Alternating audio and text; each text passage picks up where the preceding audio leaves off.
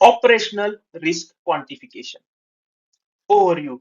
Most difficult risk to measure due to non-normal statistical behavior. Difficult क्यों है sir? Sir credit risk में default का sir कुछ pattern रहता है, डिफॉल्ट का कुछ पैटर्न रहता है। बट यहाँ पे सर कैसे कैलकुलेट करोगे आप? ठीक है, जैसे कि सिस्टम फेलर हो गया, सिस्टम फेलर सर कैलकुलेट करना डिफिकल्ट है। नेक्स्ट सर अपना फ्रॉड हो गया, कैसे कैलकुलेट करोगे? तो ये बहुत डिफिकल्ट है। Probability of loss events is hard to estimate. Impossible type की है सर ये प्रोबेबिलिटी कैलकुलेट लॉस इवेंट्स का। क्यों सर इम्पॉसिबल क्यों है? सर साइबर अटैक कब होगा ये आप बता सकते हैं क्या? साइबर अटैक नहीं, तो ये वेरी डिफिकल्ट है sir. Historical loss data can help but requires sufficient and statistical significant data over time.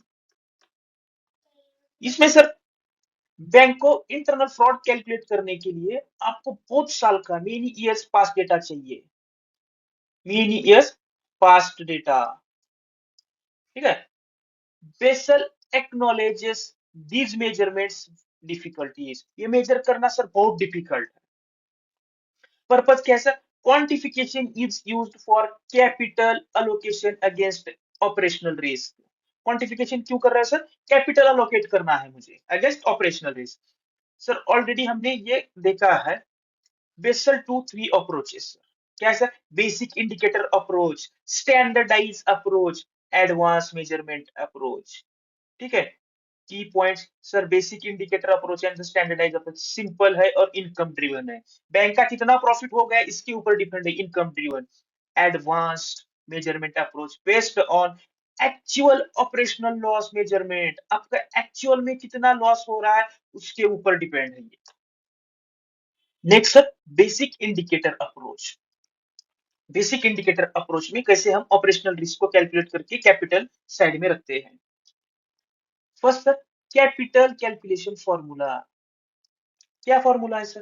Capital is equals to average of previous 3 years of 15% positive annual gross income. ठीक है sir, आपका previous 3 years का average gross income into 15%। ठीक है, suppose sir आपका previous 3 years का sir ये है प्रॉफिट 100 तो कितना हो गया 300। ये हो गया सर एवरेज इनटू ये 15%। इतना कैपिटल आपको साइड में रखना पड़ेगा। इजी है, समझ गए sir?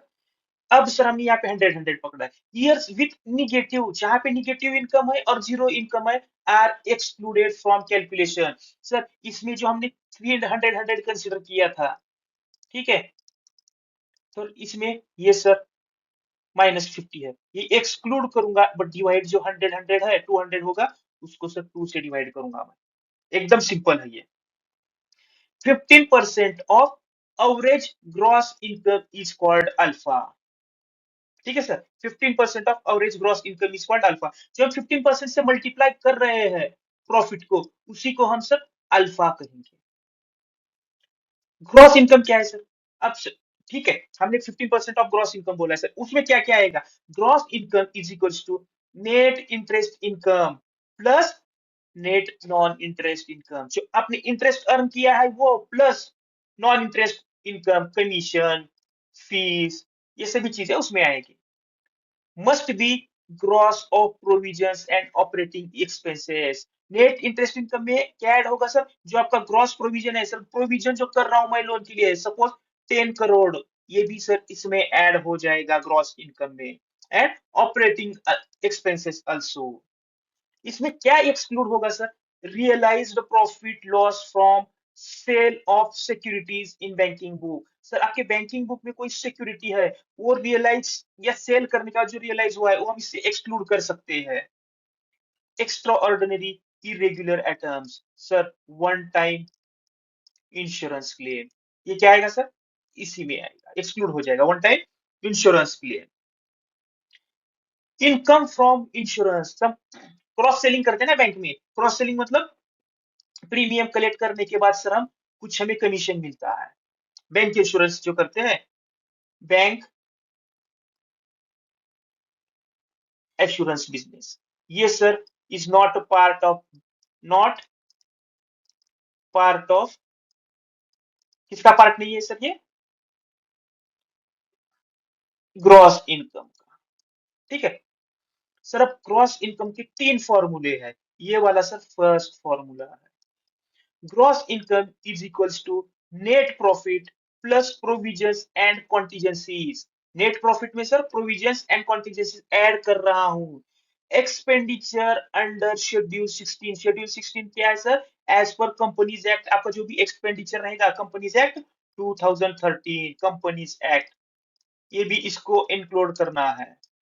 Minus profit on held to maturity and irregular non-banking income. Example sir, net profit is equals to 100 crore, provision sir 10 crore, expenditure 20 crore, profit on HTM 5 crore. Gross income क्या आएगा sir? मैं net profit add कर लिया, बाद में sir provision भी add कर लिया, मैंने प्रोविजन ऐड कर लिया और एक्सपेंडिचर ऐड करके -5 करके 125 मेरा क्या है सर? Gross income. अब सेकंड फॉर्मूला देखेंगे sir.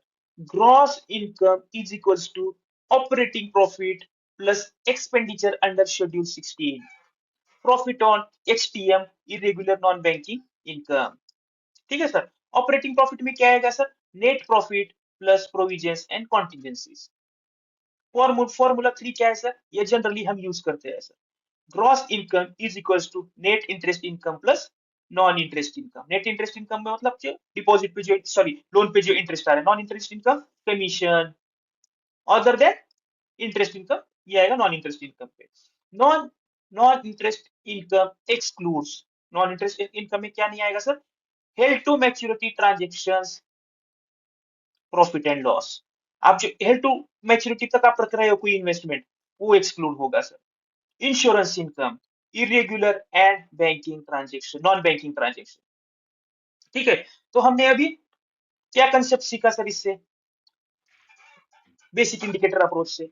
Basic indicator approach is simple and income based method. Income based मतलब सर बैंक के प्रॉफिट के ऊपर डिपेंड है ये। To calculate operational risk capital. तो basic indicator approach is simple है, इनकम बेस्ड मेथड है to calculate operational risk capital. ठीक है। कैपिटल इज इक्वल्स टू, जो हम साइड में कैपिटल रखना है ऑपरेशनल रिस्क के लिए, 15%, जिसे हम अल्फा कहेंगे, into average positive gross income over 3 years. Last 3 years का हम average positive gross income consider करेंगे। निगेटिव है या जीरो है तो हम उसे कंसिडर नहीं करेंगे। ग्रॉस इनकम में क्या आएगा? Broadly net interest plus non interest income, interest income and non interest income, excluding irregular items like HTM, profit and insurance income. Purpose क्या है sir? Provides minimum capital buffer, minimum capital buffer for operational risk without considering individual business line. Sir हम यहाँ पे ना सभी सभी risk को, जो इंडिविजुअल बिजनेस क्या आएगा सर? रिटेल आएगा, लाइक रिटेल, क्या सर? रिटेल, कॉर्पोरेट, सभी के लिए सर ये सेम ही 15% ही कंसिडर कर रहा है। ठीक है। ये है इसका operational risk without considering individual business line risk, सभी सेगमेंट के लिए 15% ही कर रहा है। Key idea, focus on banks overall income, no detail loss data. सिर्फ ये सर बैंक के ओवरऑल इनकम पे कैलकुलेट कर रहा है, डिटेल लॉस क्या हुआ उस पर डिपेंड नहीं है। तो हमने ये कंसेप्ट यहाँ पे सीख लिया, बेसिक इंडिकेटर अप्रोच। अब सर हम एक क्वेश्चन डिस्कस करेंगे जो हमने बेसिक इंडिकेटर अप्रोच पे डिस्कशन किया है, उस बेस पे रहेगा। क्वेश्चन क्या है sir? A bank is calculating its capital requirement under basic indicator approach. Bank क्या कर रहा है सर? कैपिटल रिक्वायरमेंट कैलकुलेट कर रहा है based on basic indicator approach. Which of the following statements correctly describes calculation of capital and gross income. ठीक है। कौन सा स्टेटमेंट नीचे जो है वो कैपिटल एंड ग्रॉस इनकम के कैलकुलेशन के लिए सर करेक्ट है, वो बताना है। फर्स्ट ऑप्शन बोल रहा है sir capital is equal to 10% of the average last 3 years net profit including with negative और zero profit. Gross income is equals to net interest income plus non-interest income including insurance income and extraordinary items. Sir अपना alpha क्या था? Alpha 15%. तो ये wrong हो गया. सी is also wrong. यहाँ पे 20 और 10 है. अल्फा क्या था सर अपना 15%. और हम सर लास्ट 3 years का ओनली पॉजिटिव ईयर्स का कंसिडर कर रहे हैं sir. Only positive years not negative years. यहाँ पे क्या बोला sir? Including 3 years with negative and zero. हम ओनली पॉजिटिव कर रहे हैं, कंसिडर कर रहे हैं. तो ये रॉन्ग हो गया. सी रॉन्ग हो गया. अब हमें देखना है C and D. 3 years positive annual gross income. यहाँ पे 3 years है क्या सर? नहीं है. D is also wrong. तो अपना करेक्ट आंसर क्या है sir? B is our correct answer. Answer क्या है sir? Capital is equals to 15% of the average of last 3 years positive annual gross income excluding years with negative or zero income. Last 3 years का हम सिर्फ positive income consider करेंगे, negative या zero नहीं करना है. Gross income is equals to net interest income plus non interest income excluding HTM, insurance income and irregular non banking items. ठीक है. एक्सप्लेनेशन हमने ऑलरेडी देखा है सर. अल्फा 15% रहेगा. Average positive gross income over 3 years. Negative और zero हम exclude करेंगे. Gross income में क्या आएगा? Interest income plus non interest income excluding HTM transaction income from insurance business extraordinary irregular non banking item exclude करेंगे. This insures capital reflects only normal banking income and provides simple income based measure for operational risk. Next question sir. Bank using basic indicator approach. Bank क्या use कर रहा है? Basic indicator approach. ये data दिया है sir. What is the operational risk charge? Capital charge. कितना capital charge होगा sir on operational risk? इतना 3 years का डेटा दिया है. ईयर 1 में ग्रॉस इनकम कितना है sir? Gross income 800 crore. Second year में -100. थर्ड में सर है अपना 600 करोड़. बेसिक इंडिकेटर अप्रोच में सर अपना अल्फा होता है 15%. तो हमें क्या करना है ना सर? फर्स्ट सिर्फ पॉजिटिव ईयर्स का एवरेज निकालना है. Positive years average into 15%. Positive ये है सर 15%. क्या है सर? ये 15%. पॉजिटिव ईयर्स कितने हैं सर? 2. 800 प्लस 600 डिवाइडेड बाय 2 ही करना है क्योंकि हम 2 ईयर का ही निकाल रहे हैं. इनटू 15%. ठीक है. 800 और 600 यहाँ पे 1400 ये डिवाइडेड बाय 700 105 करोड़. तो ये is our correct answer.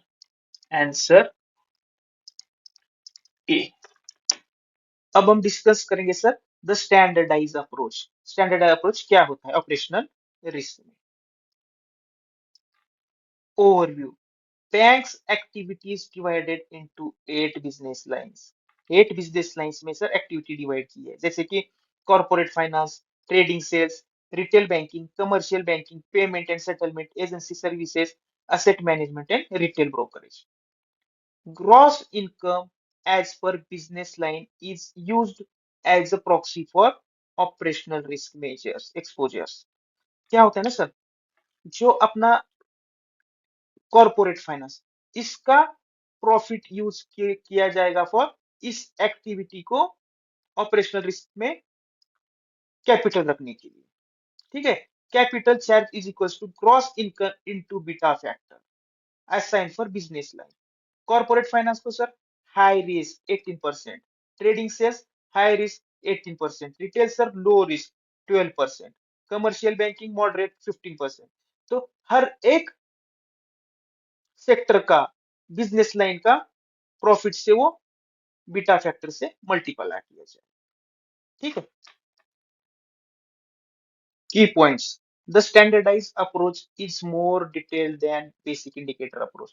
Basic indicator approach में सर आपका जो ग्रॉस इनकम था ओवरऑल उस पे हम 15% रखते थे, बट स्टैंडर्डाइज अप्रोच में सर हम बिजनेस लाइन में रिस्क डिफरेंस मतलब हम कंसिडर कर रहे हैं अलग अलग बिजनेस लाइन, उसके हिसाब से हम रिस्क डिफरेंस कर सकते हैं. Basic indicator approach introduced first because many banks could not capture 8 business lines. ठीक है. Migration from basic indicator approach to TSA request RBI approval.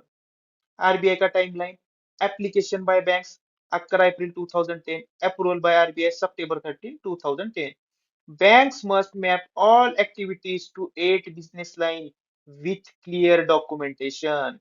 Quick example, retail banking, gross income 100 crore, beta 12% capital charge 12 crore. तो sir अब question discuss करेंगे. Question क्या है? A bank is implementing standardized approach for operational risk capital calculation.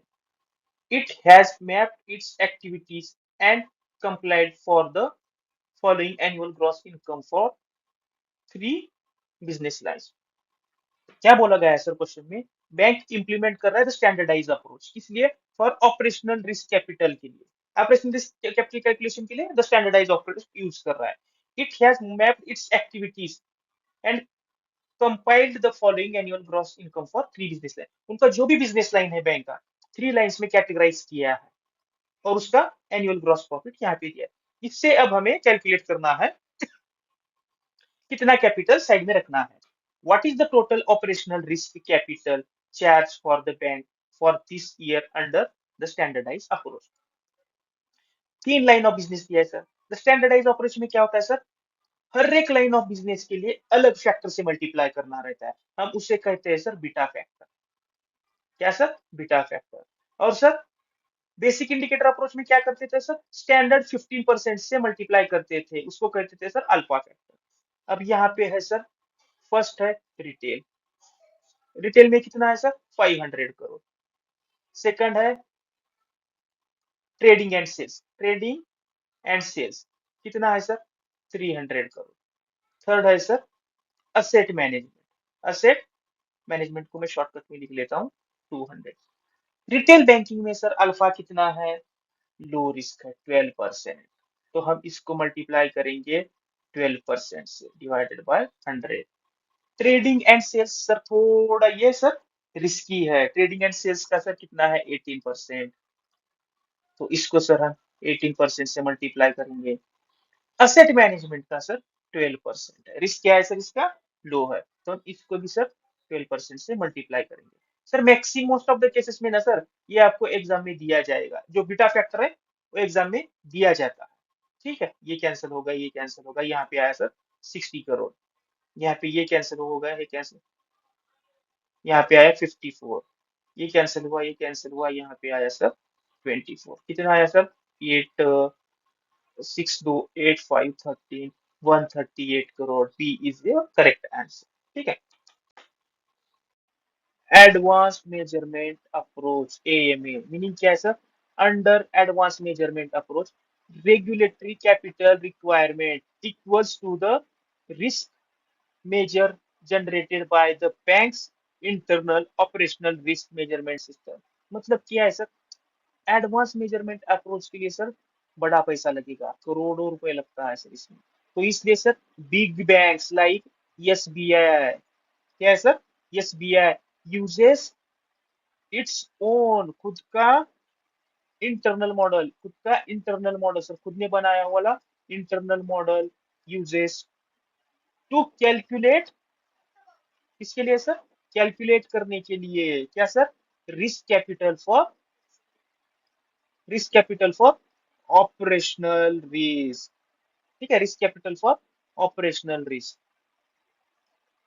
क्या हो रहा है sir यहाँ पे? बड़ा bank like SBI uses its own internal model to calculate risk capital for operational risk with the approval of Reserve Bank of India. ठीक है. The system, जो सिस्टम यूज कर रहा है, must follow quantitative and qualitative criteria. Quantitative and qualitative criteria मतलब sir ये use कर रहा है नंबर्स. क्या? Numbers, calculations, and data with bank policies, procedures, and sir systems. ठीक है। की फीचर इसमें क्या होता है सर, बैंक एक सर बिल्ड करता है, बैंक बिल्ड्स सॉफ्टवेयर मॉडल, क्या है sir, software model that tracks, क्या करेगा सर ये, दैट ट्रैक्स आपका जो भी ऑपरेशनल एरर्स है, लाइक सिस्टम फेलियर, ठीक है, frauds and process errors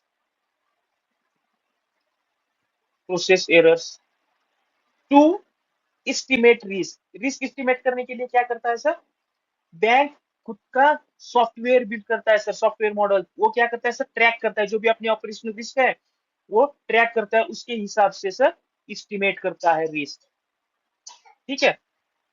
the bank builds a software that tracks frauds process errors to estimate risk, ठीक है। Requires an independent risk management function, इसके लिए क्या चाहिए सर, आपका रिस्क मैनेजमेंट इंडिपेंडेंट होना चाहिए, supported by the robust risk management framework. Bank must develop develop an advance operational risk model, bank क्या करना चाहिए सर, खुद का एक advance operational risk model develop करना चाहिए to migrate to advance measurement approach में, more risk sensitive than earlier like approaches BIA and TSA. Take a divergent approach. Divergent approach मतलब क्या है सर, ये अलग है sir, not based on gross income like BIA and TSA, और सिर्फ accurate है सर, क्या है sir, more accurate compared to these both, ठीक है। इसमें क्या होता है सर, आपका ग्रॉस इनकम यूज नहीं होता, एक्यूरेट कैलकुलेट करके उसके ऊपर कैपिटल रखा जाता है। Cost aspect, most expensive approach due to high level of automation, data systems, and modeling tools required.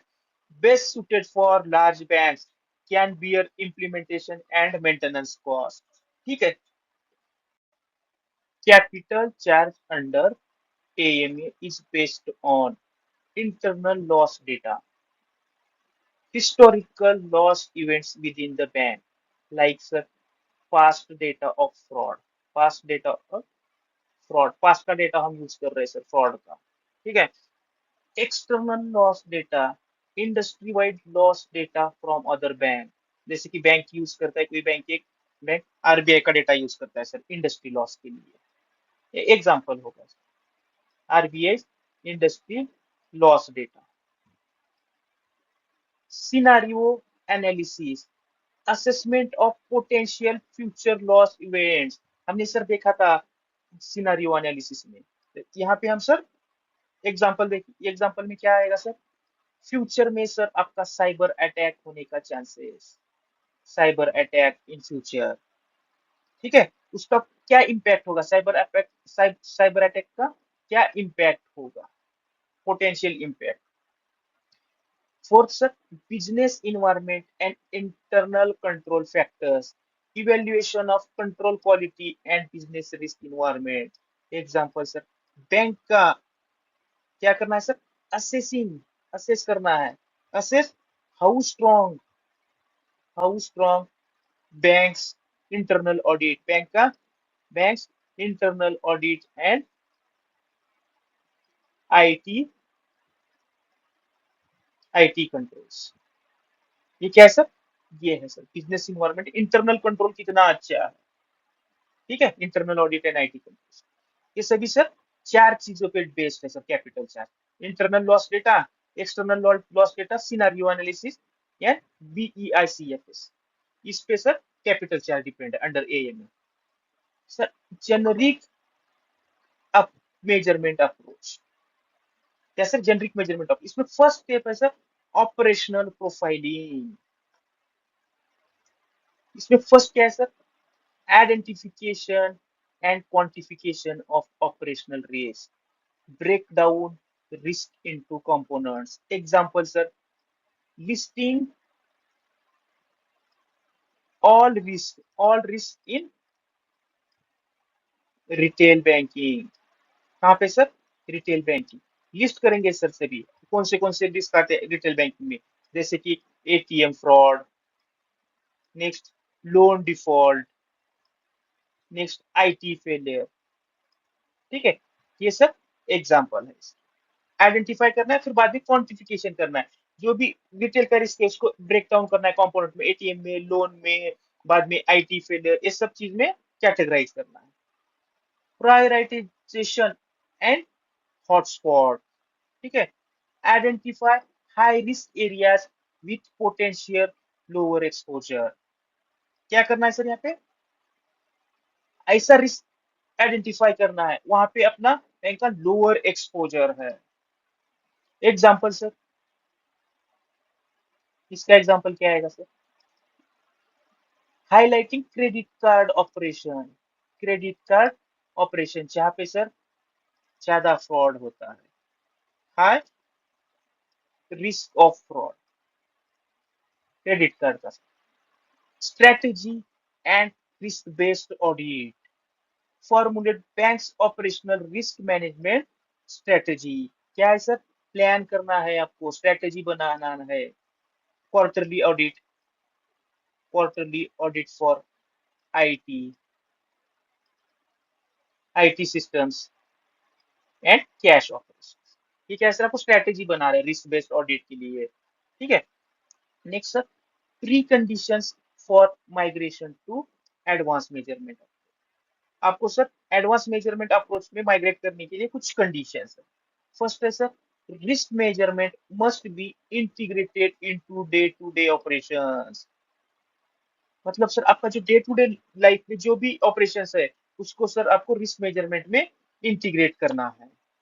मतलब सर आपका जो भी loan application, every loan application to be checked for operational risk, operational risk. Every loan application should be checked for operational risk before approval. Before approval. Next, sir, risk mitigation insurance is limited to 20% of exposure. कोई भी fraud होता है ना sir, example ATM fraud, आप sir सिर्फ 20% of potential fraud ensure कर सकते हैं। ठीक है, क्या? Risk mitigation insurance is limited to 20% of exposure. Bank can insure only 20% of potential ATM fraud losses. मतलब सर मैक्सिमम 20% ऑफ एक्सपोजर आप इंश्योरेंस कर सकते हैं। Next sir, risk measurement process must be reviewed periodically by internal and external audit. आपका जो भी risk report है वो चेक करना चाहिए sir, half yearly, quarterly, as per bank policy. Initially, maximum 7 year loss data, 7 loss types is required. Eventually, minimum 7 year data. Bank collects, क्या कर रहा है सर? बैंक एग्जांपल देख रहे हैं, bank collects 5 years past fraud, system failure and legal loss to start advance measurement approach. तो आपको इनिशियली कितना ईयर का डेटा चाहिए सर? 5 years का लॉस डेटा चाहिए। 7 लॉस टाइप्स है उसमें। Estimated level of operational risk depends on three factors. First कौन सा है sir? Estimated probability of occurrence। जो इवेंट है वो होने का चांसेस कितना है, how likely the event is to be happen. मतलब क्या है sir? Estimated probability of occurrence, जो इवेंट होने वाला है उसका होने का चांसेस कितना है। Example, ATM theft occurs rarely, probability 2। कहाँ पे आएगा सर? यहाँ। ठीक है, P2 होगा। एस्टिमेटेड पोटेंशियल फाइनेंशियल इम्पैक्ट, जो इवेंट हुआ है ना सर उसका फाइनेंशियल इम्पैक्ट क्या होगा। क्या सर? ये impact, how bad it would be if it happens. वो हो गया तो उसका फाइनेंशियल इम्पैक्ट क्या होगा। ATM theft causes 50,000 loss. कहाँ पे आया सर? इम्पैक्ट कितना हो गया? Medium, I is equals to 3।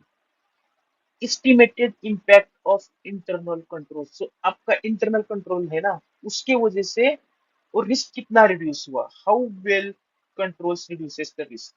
Internal control की वजह से कितना रिड्यूस रिस्क, इसका फ्रैक्शन रहता है sir of total control 0 to 100%। Example, strong CCTV and alarm reduce risk by 70%। तो सी कंट्रोल क्या हुआ सर, 0.7। प्रोबेबिलिटी, इम्पैक्ट, आंसर आपका कंट्रोल। प्रोबेबिलिटी 1 to 5 का स्केल है, इम्पैक्ट 1 to 5 का स्केल है, और सर सी 0 to 100%। ठीक है। ऑपरेशनल रिस्क का फॉर्मूला क्या है सर, एस्टिमेटेड ऑपरेशनल रिस्क। ठीक है। प्रोबेबिलिटी 1 to 5 के बीच में जो हमने क्या देखा था अभी, प्रोबेबिलिटी पी, ये इवेंट ऑकरेंस होने का चांसेस, प्रोबेबिलिटी इम्पैक्ट, वो इवेंट हो गया तो उसका इम्पैक्ट कितना होगा 1 to 5 आई। इंटरनल कंट्रोल, जबकि इंटरनल कंट्रोल की वजह से कितना रिस्क रिड्यूस हुआ, 0 to 100% रहता है। एग्जाम्पल, प्रोबेबिलिटी सर 2 मीडियम है, पोटेंशियल फाइनेंशियल इम्पैक्ट जो हुआ है उसका फाइनेंशियल इम्पैक्ट 4 है, वेरी हाई है। इंटरनल कंट्रोल 50%, तो कितना हुआ सर 2 into 4 into 1 माइनस 0.5 2.0, ये क्या होगा सर, लो। क्वेश्चन देखेंगे sir, a bank plans to migrate to the advanced measurement approach for operational risk. Consider the following statements. Bank क्या करना चाहता है सर, एएमए पे माइग्रेट करना चाहता है फॉर ऑपरेशनल रिस्क। नीचे 4-5 स्टेटमेंट दिए हैं। Which of the following is correct, उसमें का सर कौन सा करेक्ट है वो हमें बताना है। Statement 1, under the advanced measurement approach, regulatory capital requirement is based on banks' internal risk measurement system using quantitative and qualitative criteria। अभी हमने सर देखा है एडवांस मेजरमेंट अप्रोच में। सर बेसिक इंडिकेटर अप्रोच और स्टैंडर्डाइज अप्रोच में क्या होता है सर, आपका एनुअल प्रॉफिट जो है उसको सर हम मल्टीप्लाई करते हैं अल्फा या बीटा फैक्टर से। बट यहाँ पे sir internal risk measurement system use होता है। तो first one is correct. Bank जो है खुद का इंटरनल सिस्टम यूज करता है कैपिटल चार्ज करने के लिए। Capital charge under AMA is calculated using internal loss data, external loss data, scenario analysis, and business environment internal control factors। Yes, second is also correct, क्योंकि जो हम capital charge कर रहे हैं उसके लिए हम कौन सा डेटा यूज करते हैं, इंटरनल लॉस डेटा, इससे भी जो डेटा है हम यूज करते हैं। Third sir, risk mitigation through insurance can cover up to 50% of the exposure. ये सर रॉन्ग है, क्योंकि मैक्सिमम हम 20% ऑफ द एक्सपोजर ही कर सकते हैं एडवांस मेजरमेंट अप्रोच में। Estimated operational risk depends on probability of occurrence, potential financial impact जो अगर हुआ है उसका पोटेंशियल फाइनेंशियल इम्पैक्ट कितना होगा, and impact of internal control से, अपने इंटरनल कंट्रोल से उसकी वजह से रिस्क कितना कम हुआ, is calculated as operational risk probability impact 1 minus control. तो 4 is also correct. AMA is less costly, AMA sir सबसे ज्यादा कॉस्टली है, एडवांस अप्रोच है, करोड़ रुपए लगते हैं, करोड़ों रुपए इसमें। तो कितना करेक्ट है सर, 1 2 and 4। 1 2 4 कहाँ पे है, यहाँ पे 3 है फर्स्ट, ये only statements 1 3 are and 4 are correct. तो अपना आंसर है सर ये। नेक्स्ट क्वेश्चन, क्वेश्चन दिया है sir, a bank wants to calculate its estimated operational risk level under AMA. The following data is available for a specific operational risk event। एक specific operational risk event के लिए sir नीचे दिया है data, तो हमें estimated operational risk level calculate करना है under AMA. Calculate the estimated operational risk level from about data, क्या क्या दिया है sir, estimated probability of occurrence कितना है sir, 3 medium. Estimated potential financial impact 4 high है sir. Impact of internal control C 60%।